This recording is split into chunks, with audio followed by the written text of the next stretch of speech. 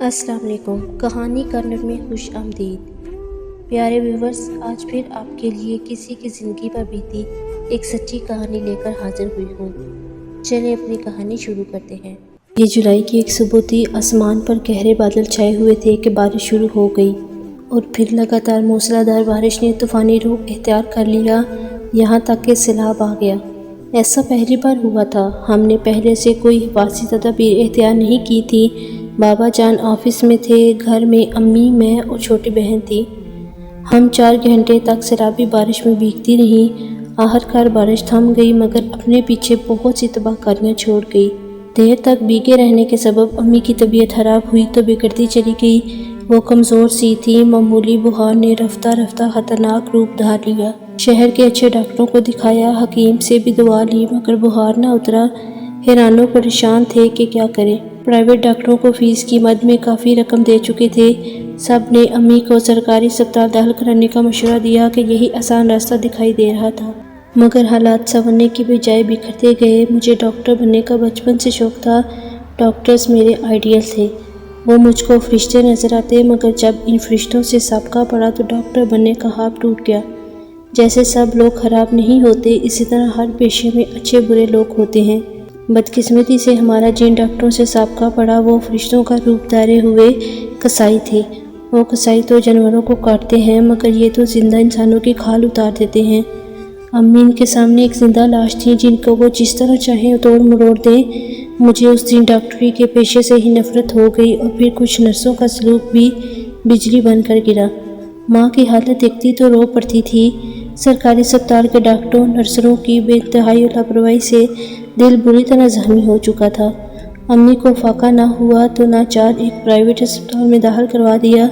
چھوٹی بہن پر ماں کی بیماری اور لوگوں کی باتوں کا اتنا اثر ہوا کہ اس نے بہکی بہکی باتیں شروع کر دی، مگر میں نے خود کو مضبوط رکھنے کی کوشش کی۔ ماں کو سب سے زیادہ انتظار بھیا شاہد کا تھا، وہ اکلوتا بیٹا جو انہوں نے بڑی منتوں مرادوں سے پایا تھا۔ جن دنوں میں تیسری جماعت میں تھی شاہد پیدا ہوا تھا۔ وہ بہت خوبصورت تھا، جو دیکھتا دیکھتا رہ جاتا۔ ایک دن وہ اچانک بیمار ہو گیا اور بچنے کی امید نہ رہی۔ امی بابا کے پیروں تلے سے زمین نکل گئی۔ بڑے قابل ڈاکٹروں کو دکھایا۔ سب نے یہی کہا کہ اسے دواؤں کی ضرورت ہے، اور میرے والدین اس کی شفا یابی کی خاطر سجدے میں گر گئے۔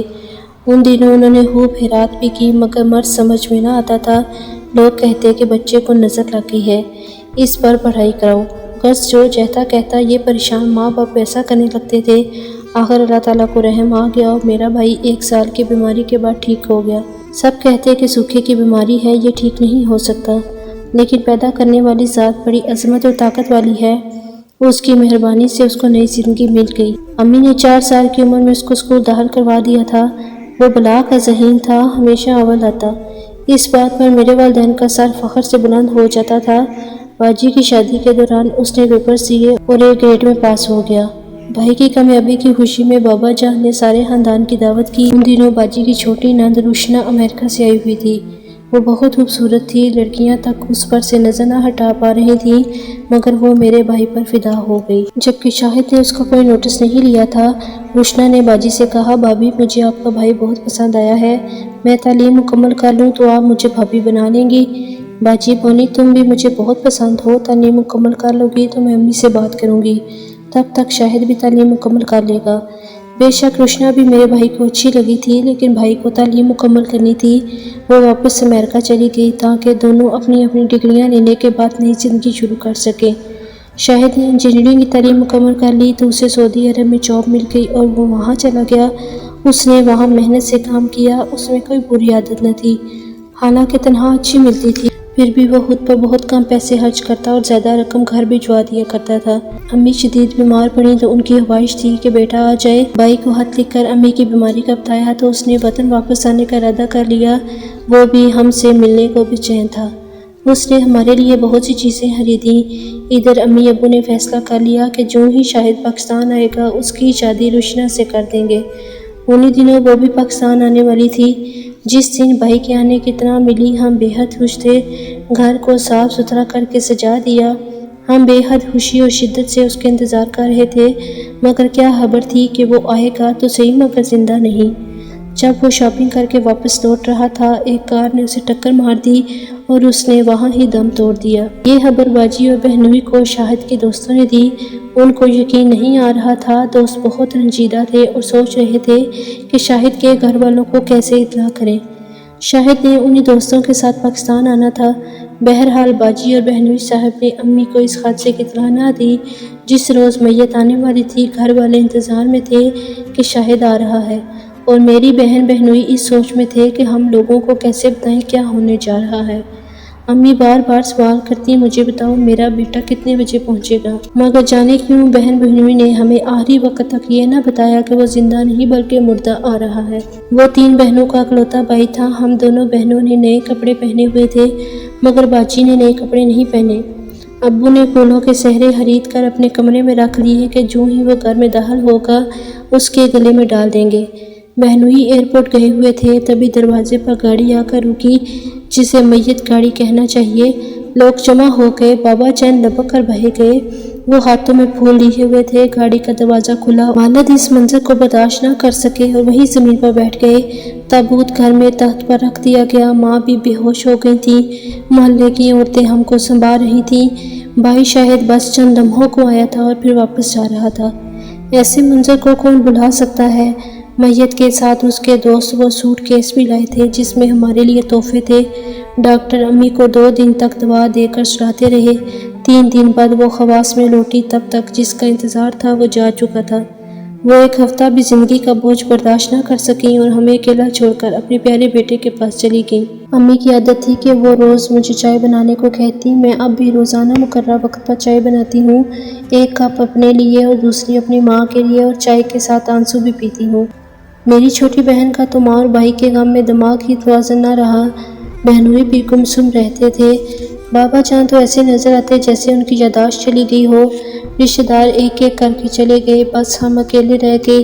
کافی عرصہ میرے والد صاحب خاموش رہے، پھر ہماری خاطر اپنی شخصیت کا تنکا تنکا گٹھا کر کے خود کو دوبارہ مرتب کیا، مگر زخم دل نہ بھر سکا۔ آج اس واقعے کو 30 برس سے اوپر بیت چکے ہیں، مگر جب وہ منظر یاد آتا ہے تو دماغ کو جھٹکا سا لگتا ہے اور یوں محسوس ہوتا ہے جیسے اندر سے سب کچھ ٹوٹ پھوٹ گیا ہو۔ کبھی دل ماں کو پکارتا ہے، کبھی بھائی کو آواز دینے لگتا ہے۔ کوئی اگر آ کر کہتا کہ ان کی ماں مر گئی ہے، ان کا بھائی مر گیا ہے، تب دل کرتا کہ کانوں میں انگلیاں ٹھونس لوں۔ ان لوگوں سے کیسے کہوں کہ ماں اور بھائی جتنا ہمارے قریب پہلے تھے اب بھی ہیں، جن سے ہم سچا پیار کرتے ہوں، وہ جدا ہو کر بھی جدا نہیں ہوتے، ہمارے دل کے اندر رہتے بستے ہیں۔ کوئی دن ایسا نہیں گزرتا جب مجھے میری ماں اور بھائی یاد نہ آتے ہوں یا میرے ہاتھ میں نہ آتے ہوں۔ میری دعا ہے کہ اللہ ہر بھائی اور ہر ماں کو سلامت رکھے، خصوصاً غیر شادی شدہ لڑکیوں کو بن ماں کا نہ کرے۔ چھوٹی بہن پوری طرح صدمے کے دائرے سے نہ نکل سکی، اس لیے اس کا رشتہ کہیں نہ ہو سکا۔ پھر میں نے بھی شادی نہ کرنے کا فیصلہ کر لیا، کیونکہ اگر میں گھر بسا لیتی تو میرے بوڑھے والد اور بدحواس بہن کو کون سنبھالتا۔ بابا جان ہمیشہ یہی افسوس کیا کرتے تھے کہ رابی اگر تو گھر بسا لیتی تو بہت اچھا ہو جاتا۔ تب میں جواب دیتی ہوں کہ بابا جان شاہد تو چلا گیا جو آپ کے بڑھاپے کا سہارا تھا، اب میں خود کو اس کی جگہ سمجھتی ہوں۔ جب تک پاپا زندہ رہے میں ان کی خدمت کرتی رہی، آخری دنوں میں بیمار پڑ گئے، میں ان کو ایک چھوٹے بچے کی طرح سنبھالتی تھی، اور چھوٹی بہن وہ تو کبھی کبھی کھانا کھانا بھی بھول جاتی ہے، اس کو اپنے ہاتھوں سے کھلانا پڑتا ہے، نہلانا پڑتا ہے، کپڑے بدلوانا پڑتے ہیں، یہ سب فعل فرائض میں شامل ہیں۔ اس کا علاج بھی کرایا مگر صحیح نہ ہوئی، اسی وجہ سے میں نے گھر نہیں بسایا۔ دنیا کی چند روز زندگی میں اللہ تعالیٰ نے جو کام میرے سپرد کیے، میں نے انہیں خوش اسلوبی سے نبھانے کی پوری کوشش کی تاکہ اللہ مجھ سے راضی ہو۔ اب بہن کے ساتھ زندگی کے باقی دن بھی عزت سے گزر جائیں، یہی اللہ سے دعا کرتی ہوں۔ آگے کیا تقدیر میں لکھا ہے یہ تو اوپر والا ہی جانے کہ وہی وسیلہ، وہی رحیم و کریم ہے جس نے پیدا کیا ہے، اس نے اپنے بندوں پر رحم کرنے کا وعدہ کیا ہے، بشرطیکہ انسان اس کے احکامات سے روگردانی نہ کرے۔